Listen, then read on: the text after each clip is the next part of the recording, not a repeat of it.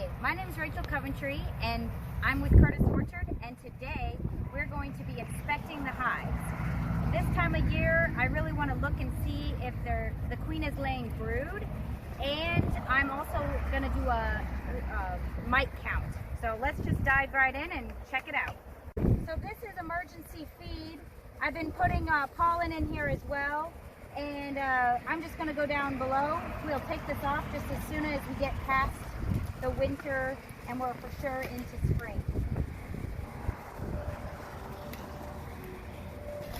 And now into the hive, I'm going to look for brood.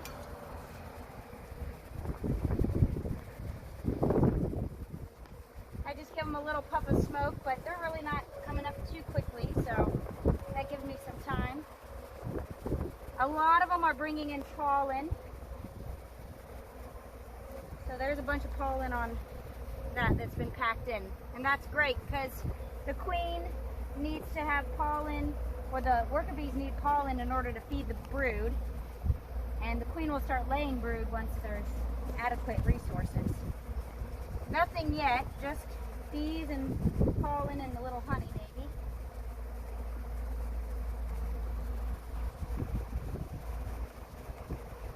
You need a little sunlight to look behind to see if there's any eggs.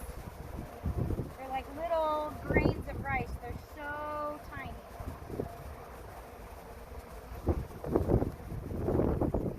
see anything yet. You can look for the queen too, but often what you look for first is eggs.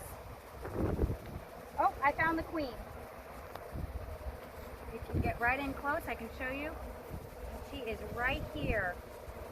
Can you see how much longer she is? That's great that we see the queen. So we're going to make sure we're very careful, but let's see if we see any eggs. And yes, there are eggs all over this frame. So that is great. You probably won't be able to see it on the camera, but that's great. So we're going to be very careful with her and tuck her back in here because we for sure don't want to injure her. And then we're going to grab another frame, and there is lots and lots of baby bees in here. They're little white grubs. They will cap them around 8-9 days, and there's eggs on this side. So this is wonderful to see. This queen is doing great, and I'm going to show you the next frame because it has capped brood. So this brood is over 10 to 15 days or maybe more. They'll start hatching out. You can see how it's raised. So that's capped baby bees, and see how this is flat? That's capped honey.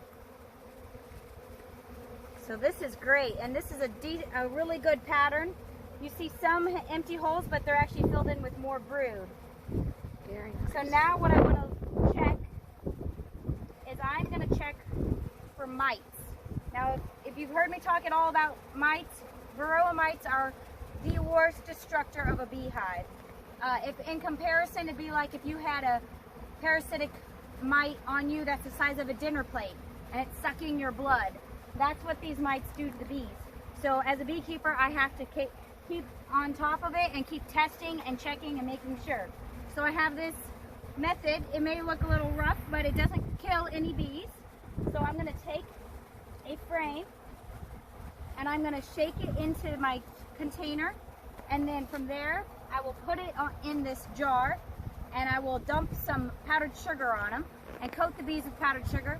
Wait about a minute, and then I'll shake the powdered sugar off, and the powdered sugar makes the mites drop off the bees, and that will allow me to give a count as to what might be in the hive. So I gotta be ready to go. Take it back in, and I did check, of course, that this was not the queen one.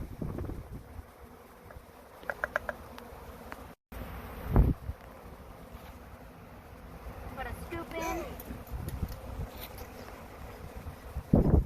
You can see we marked, that's about 300 bees when they're at that level. Wow. So we just coat them.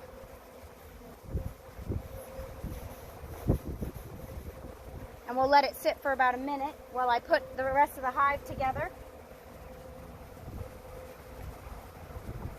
And this is important. This is part of integrated pest management. You've probably heard that buzzword a lot, and that is because we want to make sure we're only treating hives that it's necessary to treat. You know, we don't want to just keep putting treatments on when the bees are fine and the mite level count is low, because not only is that costly, it's also not good for the health of the hive, and the mites can build up resistance to the treatment.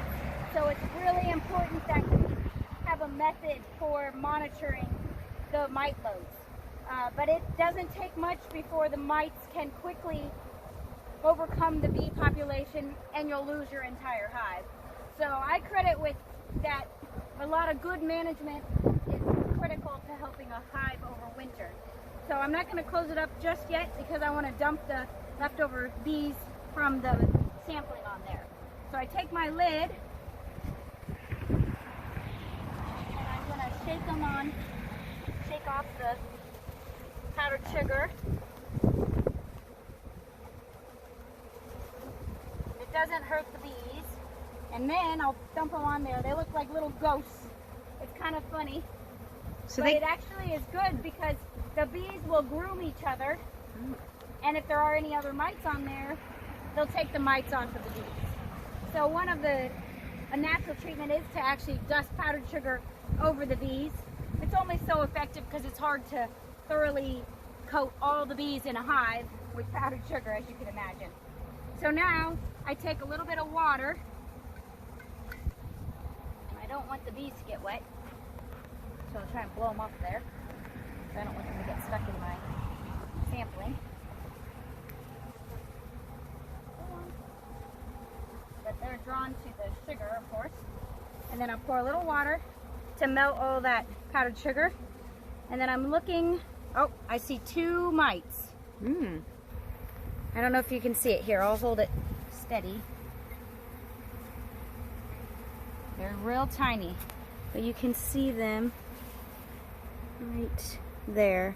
They're not moving around. Let me try and grab them. Can you see it right there? Ooh, sorry. Let's try and stop it. Maybe if I dump some of the water. Are they alive? Oh yeah, they're definitely alive. Here's one right here. Right there and there. Can you see them? Yeah. They're like, it's crawling. Yeah. It's moving a little bit. So they're vectors. They will do all kinds of diseases, open up the bees to all kinds of diseases and problems. So it's important. So you have to do this to every hive? Right? Well, I want to check. If I get one hive that has 3 or more, then you have to treat the whole apiary, is the theory, is the thought. So far, that's the most I've encountered. I've sampled 2 other hives. I had 0 on my first hive, 1 mite on the second. So I'll keep testing a few more just to try and get an average of the whole apiary before I make that decision. But it's also good just to check on them. This is my first thorough inspection to see how the queens are doing.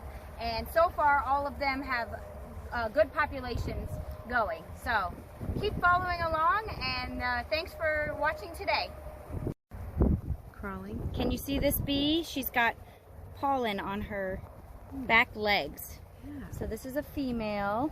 This is a worker bee, and she has special hairs that allow her to stick the pollen back there. It's lots and tiny little grains, and she'll use a little bit of nectar that she might have sucked up earlier to make it sticky.